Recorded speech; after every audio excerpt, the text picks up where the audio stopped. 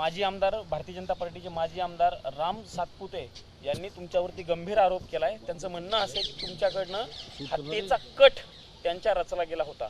नेमकं आपली प्रतिक्रिया काय याच्यावर? एकतर माळशिरस तालुक्याचा निकाल आपण माध्यमांनी जर पाहिला तर 9 जिल्हा परिषद आहेत, त्यापैकी 7 जिल्हा परिषद आमच्या निवडून आल्या, 18 पंचायत समिती आहेत, त्यापैकी 12 आमच्या निवडून आल्या।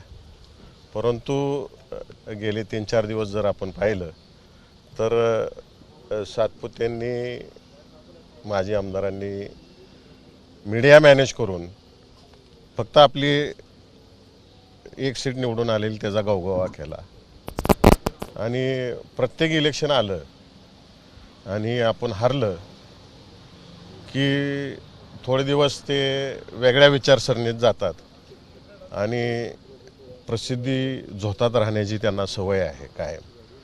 त्यामुळं कोणत्याही स्तराला जाऊन ते आरोप करतात। कॉन्ट्रॅक्ट किलिंगनी तुम्ही त्यांच्या हत्या करणार होतात असं म्हटलं, नेमकं आरोपांमागं तथ्य काय किंवा ते कशामुळे हे आरोप करताय?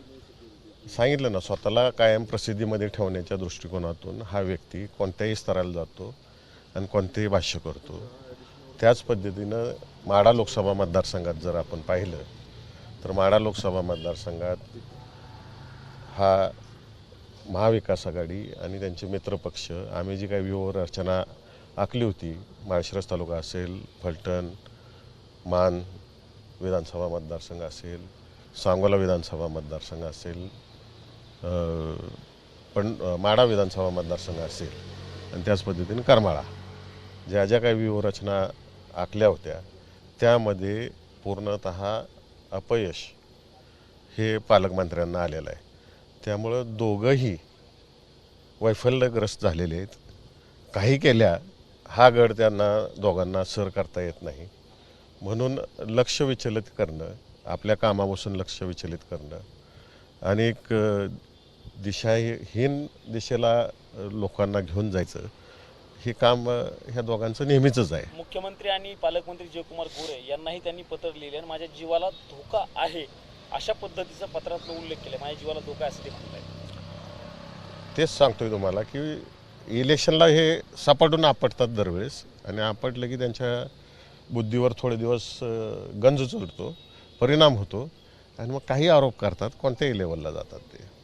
मतदानाच्या दिवशी जल्लोषाच्या वेळी काही वादावादी झाली होती अशी काही नेमकं काय होतं? घडलं? चर्चा आहे की तिथं वादावादी झाली होती? त्याचं मतमोजणीच्या वेळेस माध्यमांच्या माध्यमातून मीही पाहिलं की मतमोजणीला सगळ्या पक्षांचे समर्थक एका जागेवर उभे असतात। वास्तविक पाहता पोलिसांनी हा कंट्रोल केला पाहिजे की 2 पक्षांची लोक एकत्र एका ठिकाणी न येता सुरक्षित अंतरावरती ठेवली पाहिजेत। परंतु मतमोजणीला तिथं सुरुवात होती आणि माजी आमदार राम सातपुते त्या ठिकाणी गेले त्यांचे कार्यकर्ते जल्लोष करून, आणि तो व्हिडिओसुद्धा मी आपल्याला सगळ्यांना दाखवतो, या ठिकाणी तुम्हाला पाठवतो सगळ्यांना, की त्यांनी ज्या गुलालाच्या गन्स असतात ते समोर आमचे उमेदवार माने म्हणून आहेत त्यांच्या तोंडावरती त्या ठिकाणी मारला आणि मग त्या ठिकाणी त्यांचे समर्थक संतप्त झाले। मोठा गोंधळ झाला असता, परंतु पोलिसांनी वेळेस हस्तक्षेप केल्यामुळं दोन्ही बाजूला काही झालं नाही। परंतु काळजीपूर्वी जर पोलिसांनी घेतली असती तर तोही अनर्थ टळला असता। कोणी कोणावरती स्वतः माजी आमदारांनी त्या कार्यकर्त्यांवरती गन्स हे केला आहे। म्हणजे तुमचा आरोप आहे राम सातपुते कटकारस्थान नसून तुम्हाला बदनाम करण्याचा प्रयत्न करताय?